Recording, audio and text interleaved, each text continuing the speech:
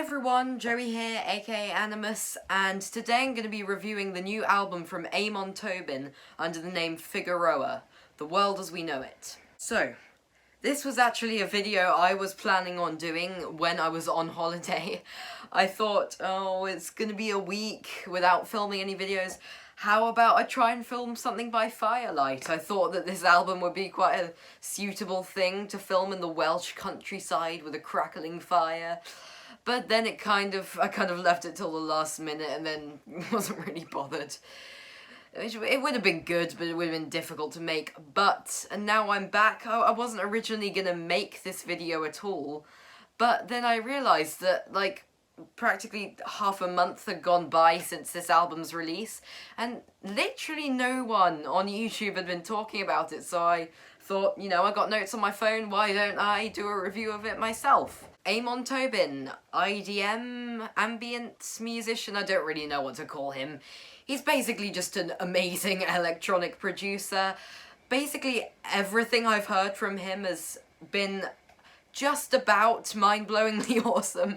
Records like Permutation and Out From Out Where are among some of my favourites of all time, actually, despite me only discovering them recently, and he's had a really great recent output as well. Looks like he's pulled a future sound of London on us and made a folky, slightly psychedelic side project. The sound of The World as We Know It is maybe something we could have heard coming after Fear and a Handful of Dust and Long Stories, but still, it's pretty far out from his typical style.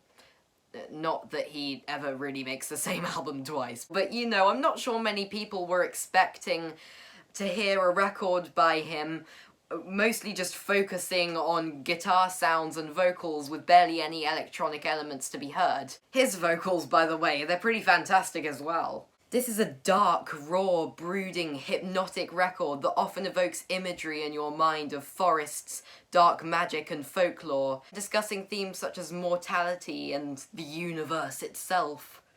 The world as we know it. It has a sound that's somewhere between the unthanks, 60s psychedelia, and classic guitar-driven Latin dance music.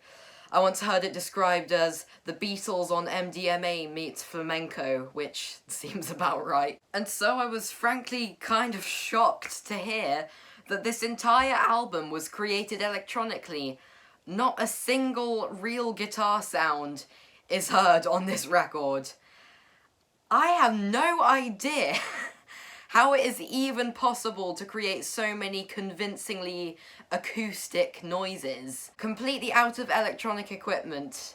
I'm kind of floored and lost for words at the technical prowess you would need to do this. And yeah, maybe it could be argued that it might have just been easier to use actual guitars, but I mean, he might have just been setting himself a challenge, and if he was, he certainly succeeded. Very, very impressive sound design work, Mr. Tobin. You deserve a pat on the back. The World as We Know It is very tight, just 8 tracks and 31 minutes of music, so I might as well go through all of the track listing. Weather Girl is an excellent choice for opener and lead single.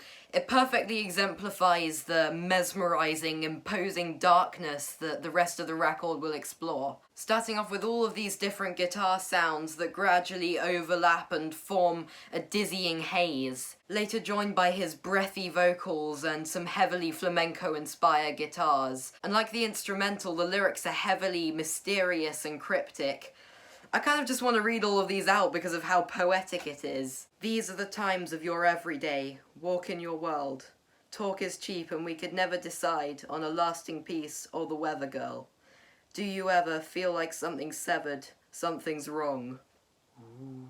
Honestly, this track is just so intriguing and I cannot stop coming back to it. Put Me Under has quite a few things in common with its predecessor, but is set apart by its more defined guitar work and percussion. From what I can infer, probably either about the afterlife or just some greater being leading you to a new land. Lyrically, definitely one of the most potent tracks on the record. If You Knew My Name, however, is a bit of a stylistic switch up, moving at more of a strolling pace and focusing mostly around the organ and electric guitar. Less embellished as well. Although towards the end there is a bit more delay coming in on his vocals, and a rough squealing synthesizer. First electronic sound in the forefront that we hear on the album. No, actually there was one on Weather Girl I forgot to talk about, but no one really cares. Lyrics are also more romantic and less questioning of our existence. But then the title track comes crashing in and shoves you right back into the thick of it, with dismal, defeatist lyrics about the world not seeming to want us, and that dark is all we ever know and light is an illusion. Certainly quite a lot to chew on. Do Right, while admittedly not one of the biggest standouts on here for me, does feature some guitars that rise and fall like waves, and his vocals somehow simultaneously sound angelic and like he's trying to cast a curse. Still a very well constructed piece of music, even if it doesn't stick in my head all that much in context. Better Run, however, definitely did grab my attention with its wonky, off-kilter, pitch-bending guitars, bizarre catchiness, despite not being remotely bright or radio-friendly. It's also got a fantastic section towards the end, an instrumental section with these crashing drums. Slightly reminds me of Radiohead at times. Penultimate track, Don't Be a Bitch, had me initially slightly concerned because of its blunt title, but actually, despite its aggressive instruction, has probably the most chilled out instrumental on the entire album, and also the most optimistic lyrics. They have an almost humorous quality to them. It's also a refreshing break from the tone of the previous tracks, while using similar instrumentation and not straying too far. But finally, we reach the closer, the grand 6-minute finale of Back to the Stars, rivaling Weather Girl to possibly be my favourite track on the entire record. It suitably feels the most epic and expansive, with the most distinctively Beatles-y vocal performance on here with its harmonies. And you get such a feeling of awe listening to this when the instrumental is combined with its lyrics, again focusing on the themes of death and mortality.